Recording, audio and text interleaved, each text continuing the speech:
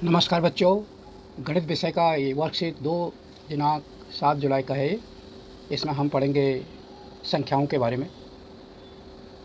आज हम संख्याओं के बारे में चर्चा करेंगे। संलग्न आकृति में विभिन्न प्रकार के संख्याओं और उनके बीच के संबंध को दर्शाया गया है। दी गई आकृति के आधार पर नीचे दिए गए प्रश्न का उत्तर दीजिए। नीचे दी गई संख्याओं को प्रमेय, पूर्णांक, पूर्ण, प्राकृत और अप्रमेय के रूप में वर्गीकृत कीजिए। अब इसमें दे रखा है संख्या क्या दे रखी है, 7 -7 अपॉन 11, 23 अपॉन 25 -5 पाई 27 √7 8 0 √11 31 अपॉन 45 √5 और 2 अपॉन 9 ये संख्याएँ दे रखी हैं।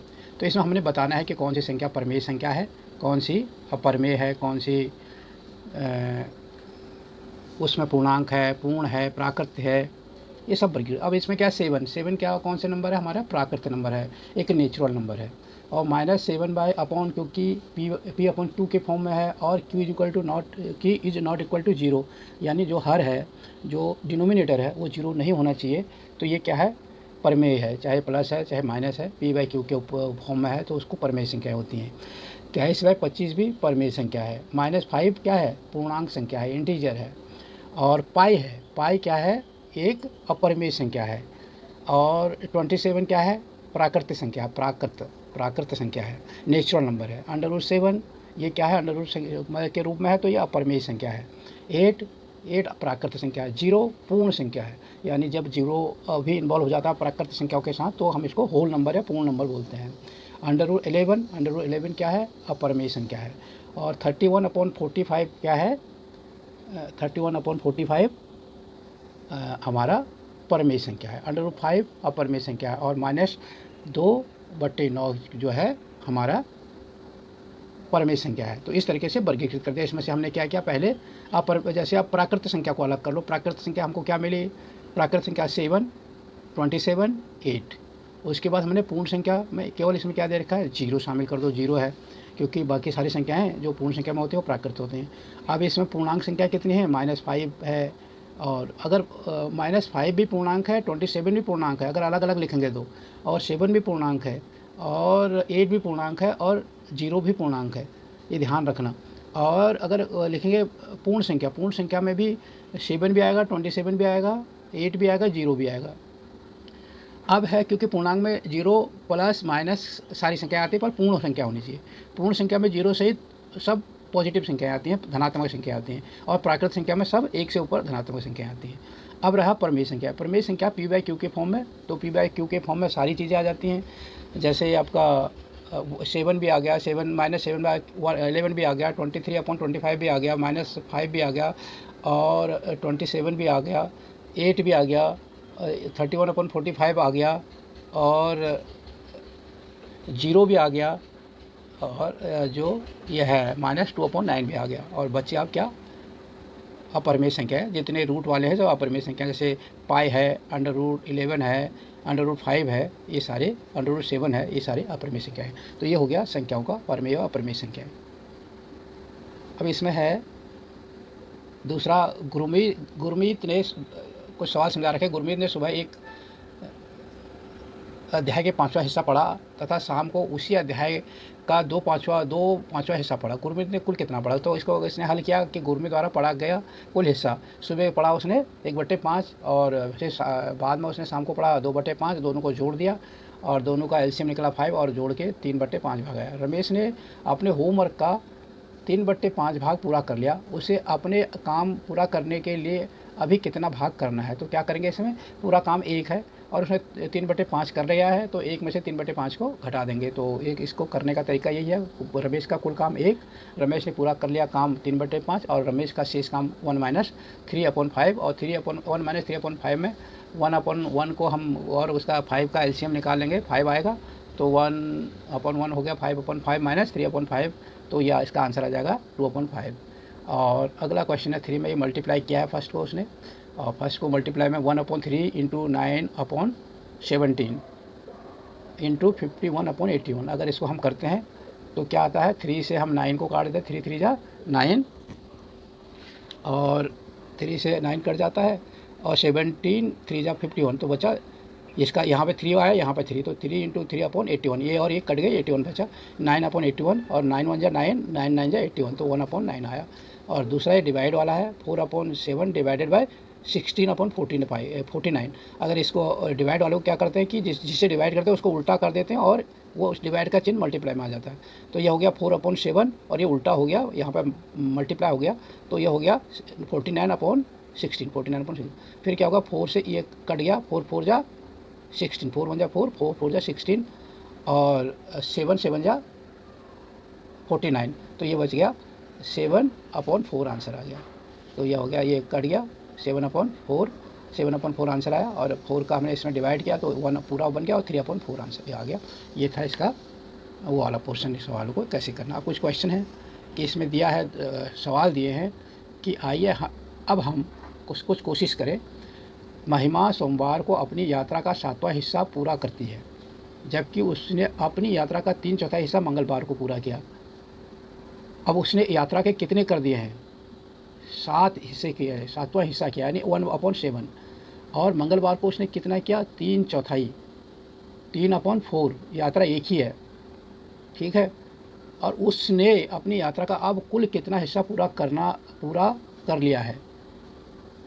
तो उसने पहला सवाल है। दूसरा सवाल है, उसने अपनी यात्रा का कितना हिस्सा अभी और तय करना है। तो इस सवाल को करने के लिए क्या करेंगे, हम कैसे करेंगे इस सवाल को करने के लिए।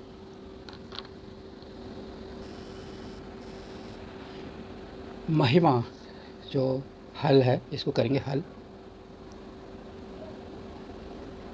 महिमा अपनी यात्रा का 7वां हिस्सा पूरा सोमवार को पूरा करती है। तो सोमवार को उसने कितना किया, सोमवार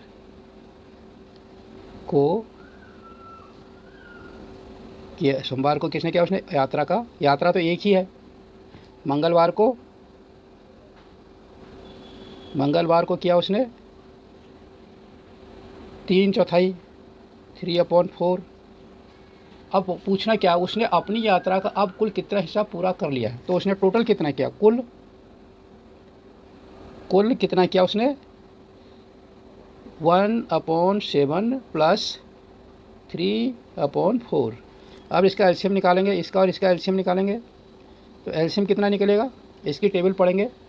7 1 जा 7, 7 में इसका ये 7 के टेबल में 4 नहीं आता। 7 2 जा 14, 14 के टेबल में 4 नहीं आता। 7 3 जा 21, 21 के टेबल में 4 नहीं, 4 के टेबल में 21 नहीं आता। तो 7 4 जा 28, दोनों की टेबल 7 और 4 जा 28 हो गया। तो इसको 4 से मल्टीप्लाई किया, तो 1 4 जा 4, और 3 7 जा 21। तो ये दोनों का कितना आ गया, 25/28। तो उसने कितनी कुल अपनी यात्रा का कितना हिस्सा पूरा कर लिया, कुल यात्रा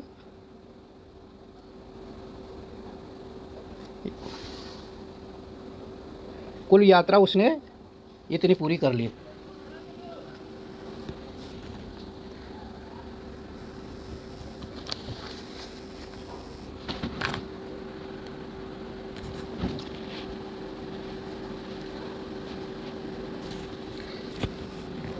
ठीक है। अब दूसरा है कि इसी का दूसरा पार्ट है, उसने अपनी यात्रा का कितना हिस्सा भी तय करना है। तो यात्रा कुल, अब ये था पहला हिस्सा इसका। अब दूसरा हिस्सा कि कितना बैलेंस है, कितना अब शेष है। तो दूसरा है शेष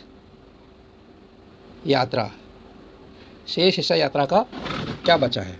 शेष यात्रा होगी, पूरी यात्रा कितनी है, 1, कुल यात्रा है 1, तो 1 - 25/28। तो 1 को हम क्या लिख सकते हैं, 28/28 भी लिख सकते हैं, क्योंकि जो हर में है 28 है, -25/28।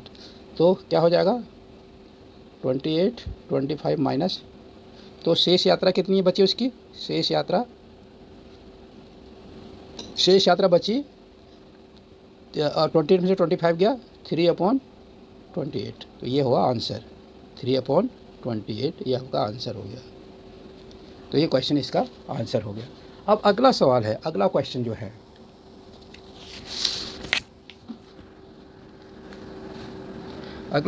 है, उसमें कह रहा है कि अभी आपने अपनी एक रोटी का आधा हिस्सा खाया ही था। कितनी रोटी का क्वेश्चन, दूसरे का हल है कि अभी आपने अपनी एक रोटी का आधा हिस्सा खाया था। अभी आपने क्या किया था, एक रोटी का आधा हिस्सा खाया था। आपने रोटी खाई थी, रोटी खाई आपने, खाई इज इक्वल टू 1/2 था। तभी आपका एक दोस्त आ जाता है। आप बची हुई आधी रोटी, क्योंकि अब एक आधी आप खा चुके हो, बची हुई आधी रोटी में से आधा हिस्सा अपने दोस्त को दे देते हो। अब जो बची हुई आधी थी, आधी आपने खा ली, तो दोस्त को दी आपने, दी 1/2 रोटी, आधी रोटी में से आधी दी, इज इक्वल टू कितना हो जाएगा ये इज इक्वल टू, ये 2 नीचे है तो ये मल्टीप्लाई 1/4 रोटी होगी, आधी की भी आधी दी। अब आपके पास पूरी रोटी का कौन सा भाग बचा हुआ है? अब हमारे पास कौन सा भाग बचा हुआ है, क्योंकि ये तो हम खा चुके हैं, हमारे पास बचा था आधी में से हमने ये दी, तो मेरे पास बचा था, तो शेष रोटी जो मेरे पास बची है, शेष रोटी कितनी बची थी 1/2, क्योंकि आधी खा ली थी और इतने दोस्त को दे दी, तो बची कितनी, ये सर दोनों का एलसीएम आ जाएगा 4, 2 टू जाएगा 2, ये रहेगा 1, 2 टू जा 4 तो 2, तो कितना बचा, शेष रोटी बची 1/4। ठीक है, तो शेष रोटी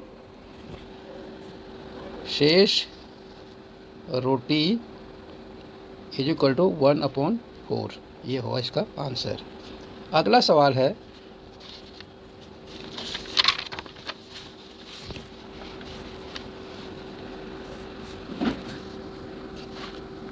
इसमें हल करना है, 3 को हल करना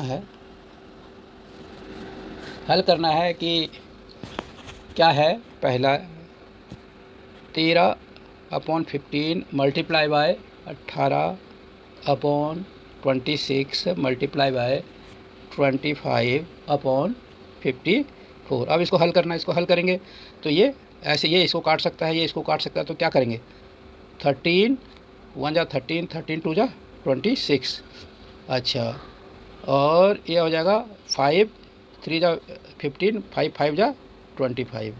अब ये हो गया 3 6 जा 18 और 2 3 जा 6, तो ये हो जाएगा, ये कट गया, ये पूरा कट गया, यहाँ 3 बचा, यहाँ 5 बचा, यहाँ 54 बचा, या इससे भी काट सकते हैं हम, इससे ये नहीं कटता। अब ये हो जाएगा, ये बचा 3 इंटू ये बचा 5 और ये बचा 54, तो ये इज इक्वल टू हो जाएगा आंसर 15/54, तो ये हो गया इसका हमारा आंसर। ठीक है, अब अगला आंसर है, इसका सेकंड पार्ट है, 343/625 डिवाइडेड बाय 49/25। जब डिवाइड होता है तो क्या करते हैं, जिससे डिवाइड करते हैं उसको उल्टा करके मल्टीप्लाई का निशान लगाते हैं, ये इज इक्वल टू हो जाएगा 343/625 मल्टीप्लाई बाई 25/49। ठीक है, अब इसको 25 से इसको काटेंगे तो 25 बार कटेगा, 25 5 जा इतना होता है। उसके बाद 49 इसको काटेंगे तो 7 7 जा 49 होगा, 7 से ये कटता है, 7 4 जा 28 और ये बचा 6, 7 9 जा 63, फिर इसे 7 से कटेगा, 7 7 जा 49, तो ये हो गया, यहाँ बचा 7, यहाँ बचा 25, तो ये इज इक्वल टू हो जाएगा 7/25 आंसर। ये यहाँ तक है, इसको ध्यान रखना क्योंकि मिक्स हो रहा है, तो ये यहाँ तक है, तो आंसर बचा 7/25, ये इसका आंसर है। तो ये था आपका इसका मैथ का गणित का दूसरी वर्कशीट, और आप इस चैनल को सब्सक्राइब कीजिए ताकि, और बेल बटन भी दबाइए ताकि जो भी वीडियो में डालो उसकी इन्फॉर्मेशन आप तक तुरंत पहुँचे।